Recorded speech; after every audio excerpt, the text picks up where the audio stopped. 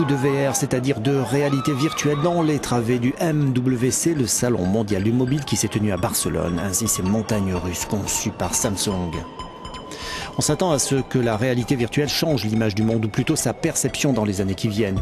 Les caméras comme la Gear 360 degrés signée Samsung, là aussi, devraient ainsi arriver sur les portables. On peut désormais faire de nombreuses nouvelles choses, pas seulement avec nos téléphones, mais avec tout l'écosystème que l'on construit en ce moment autour de nos téléphones. Nous avons vu de nombreuses nouvelles applications qui viennent de la réalité virtuelle, dans l'éducation, dans la vente, mais ce n'est vraiment qu'un début.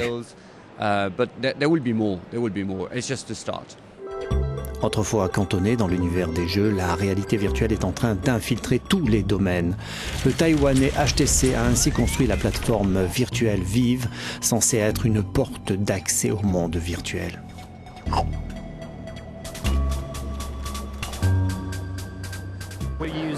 On utilise le suivi laser, on le fait avec l'utilisation de 2 stations de base proposées avec la box, avec les commandes et le casque qui permettent de vous suivre avec le laser. Vous pouvez vous retrouver dans une pièce sur 360 degrés et marcher dans cette pièce.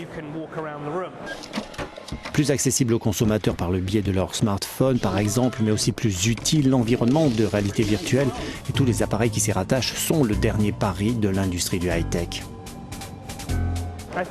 Je pense que les développeurs ont intelligemment traduit la réalité virtuelle dans des applications de notre monde bien réel.